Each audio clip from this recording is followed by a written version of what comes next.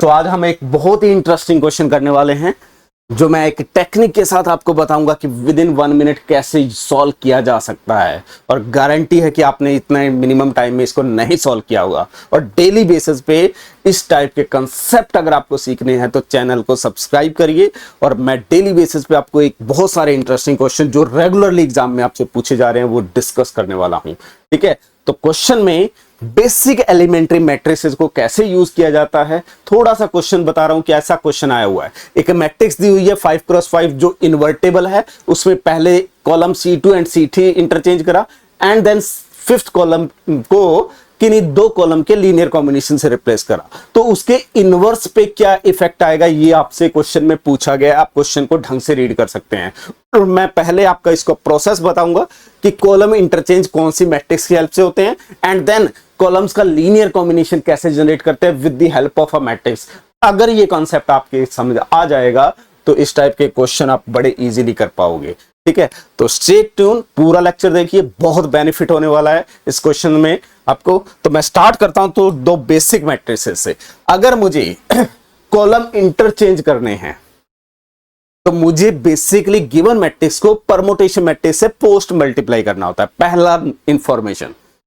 अब permutation matrix क्या है, जैसे ये देखो, अगर मेरे पास आइडेंटिटी मैट्रिक्स होता है, उसके कॉलम मान लेता हूं मैं C1 C2 C3 C4, मैं 5x5 में बात कर रहा हूं। ठीक है, उससे मैं E1 बना रहा हूं। E1 क्या बना रहा हूं, C sigma 1 C sigma 2 and C sigma 5। यहां पे सिग्मा कौन है, बिलोंग्स टू S5 है, और सिग्मा 1 को 2 पे लेके जा रहा है, सॉरी 2 को 3 पे लेके जा रहा है और 3 को 2 पे लेके जा रहा है, बाकी सारे सेल्फ इमेज्ड है। इसका मतलब सेकंड और थर्ड कॉलम इंटरचेंज करना है। तो इसका मतलब E1 क्या मिल जाएगा मेरे पास, 1 का इमेज यहां पे 1 है C1, 2 का इमेज 3 है C3 C2 C4 C5। तो बेसिकली क्या आ गया, आइडेंटिटी मैट्रिक्स में सेकंड और थर्ड कॉलम को मैंने इंटरचेंज कर लिया।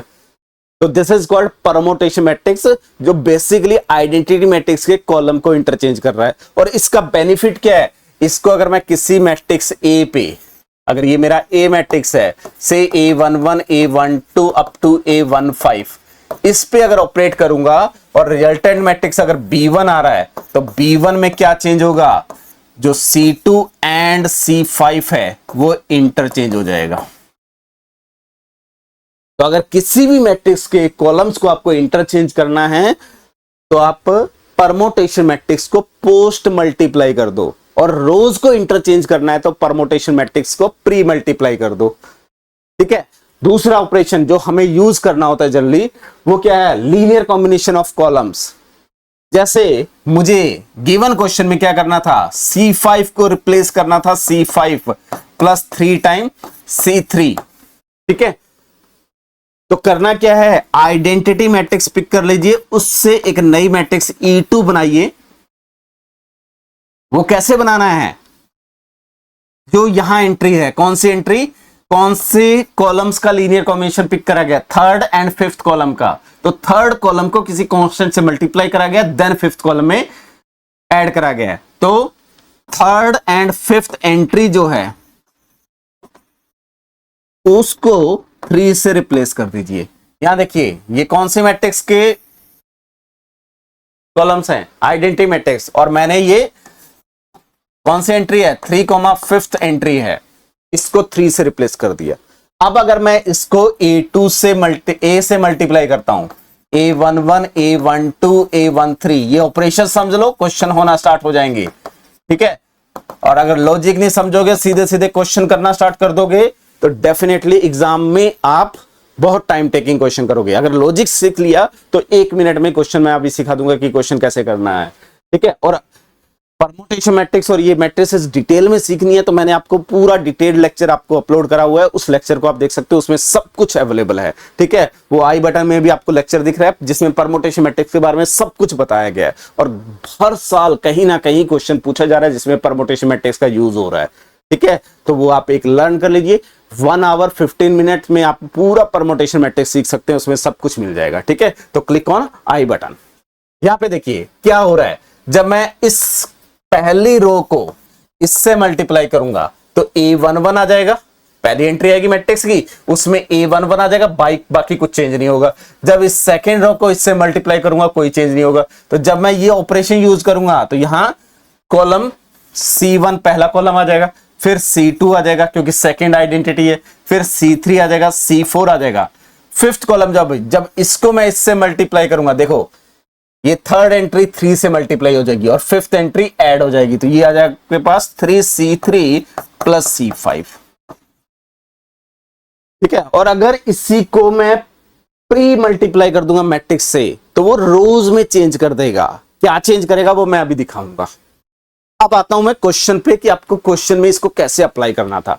ठीक है, अगर कॉलम इंटरचेंज करने हैं तो ये मैट्रिक्स यूज करनी है, और कॉलम्स का लीनियर कॉम्बिनेशन लेके नया कॉलम बनाना है तो ये मैट्रिक्स यूज करनी है। ये बेसिक सी एलिमेंट्री मैट्रिसेस हैं और एलिमेंट्री ऑपरेशन कहते हैं इसको। ठीक है, अब देखो क्वेश्चन में क्या दिया है उसने, A is a 5x5 matrix, real matrix है, इन्वर्टेबल है। तो A इज 5x5, इन्वर्टेबल यानी कि determinant of A is non zero. P is a matrix obtained by interchanging second and third column. Then जो रिजल्टेंट मैट्रिक्स आएगी, then कह रहा है रिजल्टेंट यानी कि जो इंटरचेंज करने के बाद आएगी, उसमें 3 time the third column to fifth column. इसका मतलब क्या है, सबसे पहले मैं एक B1 मैट्रिक्स बनाता हूं, कहां से, फ्रॉम A। कैसे, C2 को इंटरचेंज करना है विद C3। वो कैसे इंटरचेंज होगा, इस E1 की हेल्प से। जब A को मैं पोस्ट मल्टीप्लाई कर दूंगा विद दिस E1, तो ये बेसिकली मेरा B1 क्या आ जाएगा, A टाइम E1 आ जाएगा। क्लियर। उसके बाद B मैट्रिक्स कैसे बन रहा है, इस B1 में वो चेंज कर रहा है adding 3 time the third column to fifth column. इसका मतलब C5 की जगह वो रिप्लेस कर रहा है C5 प्लस 3 टाइम C3, और ये करने के लिए E2 यूज करना है पोस्ट मल्टीप्लाई। तो B मेरा मैट्रिक्स क्या बन जाएगा, जब मैं B1 को E2 ऑपरेट कर दूंगा पोस्ट मल्टीप्लाई। क्लियर। अब मुझे क्या चाहिए, P इनवर्स के बारे में ऑप्शन पूछे हुए हैं। पहला कह रहा है B inverse is obtained by, B inverse is obtained by, B inverse is obtained by, B inverse is obtained by. तो B इनवर्स जब मैं लिखूंगा तो वो क्या आ जाएगा आपके पास, B1 की वैल्यू पुट कर देता हूं, that is A E1 E2 and whole inverse. और इनवर्स की मैं प्रॉपर्टी यूज करूंगा तो B इनवर्स मेरे पास क्या आ जाएगा, E2 inverse, then E1 inverse and A inverse. तो जो B इनवर्स है वो A इनवर्स पे कुछ एलिमेंट्री ऑपरेशन यूज कर रहा है। अब वो एलिमेंट्री ऑपरेशन है क्या वो देख लेते हैं। तो मैं इसको लिख लेता हूं B इनवर्स को, तो मेरे पास B इनवर्स जो आ गया that is E2 inverse, E1 inverse and A inverse. अब देखो जो E1 मैट्रिक्स है वो परमोटेशन मैट्रिक्स है, आप देख सकते हैं इसका इनवर्स खुद आएगा क्योंकि सिग्मा ऑर्डर 2 का है। तो आप परमोटेशन मैट्रिक्स को थोड़ा सा डिटेल में देख लो, उससे आपका क्वेश्चन इजीली सॉल्व हो जाएगा। मैं ये डायरेक्टली सॉल्व कर सकता हूं देख के, क्योंकि सिग्मा यहां जो जिसके रेस्पेक्ट में परमोटेशन मैट्रिक्स बनाई वो ऑर्डर 2 का है, और सिग्मा अगर ऑर्डर 2 का तो परमोटेशन मैट्रिक्स का इनवर्स वो खुद हो जाता है। तो E2 इनवर्स ये है। अगर मैं E1 इनवर्स, E2 इनवर्स लिखूंगा वो भी मैं डायरेक्टली लिख सकता हूं by definition. Simple definition use करनी है, ये E1 E2 इनवर्स आ जाएगा। तो बेसिकली ये जो B इनवर्स आया वो क्या आ गया मेरे पास, this E2 inverse E1 of A inverse. अब E1 क्या करेगा, ये प्री मल्टीप्लाई हो रहा है। प्री मल्टीप्लाई जब परमोटेशन मैट्रिक्स होता है तो रोज पे ऑपरेट होता है। E1 में second and third column interchange है या second and third row interchange है, अगर रो वाइज देखोगे आइडेंटिटी मैट्रिक्स का। तो यहां से ये क्या करेगा, ये मैट्रिक्स अगर मेरे पास C1 है तो वो क्या करेगा, R2 को इंटरचेंज कर देगा विद R3। क्लियर। अब इस C1 मैट्रिक्स या इसको D मैट्रिक्स नाम दे दो, C1 ऑलरेडी यूज कर चुके हैं, तो R2 इंटरचेंज हो गया विद R3। E2 इनवर्स क्या करेगा, ये प्री मल्टीप्लाई हो रहा है कौन सी मैट्रिक्स पे, D1 पे। तो मैं थोड़ा सा मल्टीप्लाई करके दिखा रहा हूं ताकि आपको विजिबल हो जाए। D11 D12 D13 D14 and D15 ये आएगा, एंड यहाँ पे D21 D31 D41 and D51 and so on, इस टाइप की एंट्री आएगी। जब हम इसको इससे मल्टीप्लाई करेंगे तो क्या आएगा, देखिए सिर्फ पहली एंट्री D11 आ जाएगी। जब मैं इसको इससे मल्टीप्लाई करूंगा तो क्या आ जाएगा, D21 आ जाएगा। जब मैं इसको इससे मल्टीप्लाई करूंगा तो क्या आ जाएगा, D31 माइनस 3 टाइम D51। तो कहां चेंज हो रहा है, थर्ड रो में चेंज हो रहा है। क्या चेंज हो रहा है, जो थर्ड रो की यहां पे एंट्री है उसमें फिफ्थ रो की एंट्रीज 3 टाइम मल्टीप्लाई होके ऐड हो रही है। सेम चीज आगे आप यहां आएंगे तो ये D32 माइनस 3 टाइम D52 आ जाएगा एंड सो। तो बेसिकली यहां पे क्या हुआ, जो R3 है वो रिप्लेस हो गया R3 माइनस 3 टाइम R5। तो दो चेंज हो रहे हैं। पहला चेंज क्या हो रहा है, सेकंड और थर्ड रो इंटरचेंज हो गई बी इनवर्स में। कौन सी, किसकी, ए इनवर्स की। पहले ए इनवर्स की second and third row interchange हो गई and then third row replace होगी R3 minus 3 time R5। Option देख लो। अब पहला क्या कह रहा है, B3 is obtained by interchanging second and third row of A inverse। यही हो रहा है, second and third row interchange हो रही है। Then adding 3 time the third row to fifth row, add नहीं कर रहे हैं, सबट्रैक्ट कर रहे हैं।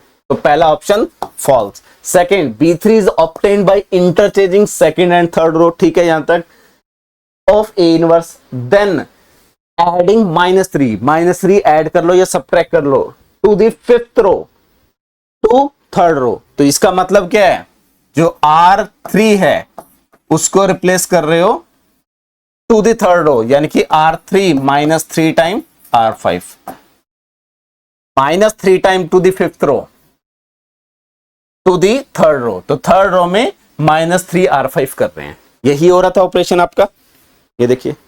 तो सेकंड ऑप्शन आपका करेक्ट ऑप्शन हो गया और यहां पे आपका क्वेश्चन खत्म हो गया, क्योंकि 8 नंबर क्वेश्चन आया, 1 मार्क्स का क्वेश्चन है, तो यहां का काम खत्म हो गया। यहां मैं ऑप्शन रीड कर लेता हूं। ये कह रहा है कि P inverse is obtained by adding 3 time. पहले क्या हो रहा है, R2 और R3 इंटरचेंज हो रहे हैं, E1 इनवर्स यूज हो रहा था, तो ये ऑप्शन फॉल्स हो जाएगा। B3 obtained by adding 3 time, नहीं, पहले R2 R3 इंटरचेंज होंगे फिर ऑपरेशन दूसरा यूज होगा, ये भी फॉल्स हो गया। तो आपका आंसर क्या है, B option should be correct. और अगर आप इस क्वेश्चन को जर्नल मेथड से सॉल्व करना स्टार्ट करोगे तो 5-7 मिनट तो डेफिनेटली लगा दोगे इस क्वेश्चन पे, ठीक है। और अगर इस टाइप के बहुत सारे कंसेप्ट आपको सीखने हैं और बहुत सारी चीजें आपको कवर करनी है, तो जो लीनियर अलजेब्रा की मैं प्लेलिस्ट स्टार्ट कर रहा हूं जिसमें रेगुलरली क्वेश्चन डिस्कशन आएगा आपका, उस प्लेलिस्ट पे आप जाइए, उसको चेक करिए, उसको देखिए और चैनल को सब्सक्राइब करिए और बेल आइकन पे प्रेस कर लीजिए ताकि आपको डेली बेसिस पे लेक्चर मिलता रहे, ठीक है। और इस टाइप के बाकी सारे क्वेश्चंस को देखने के लिए आप प्लेलिस्ट को देख सकते हो। Thank you.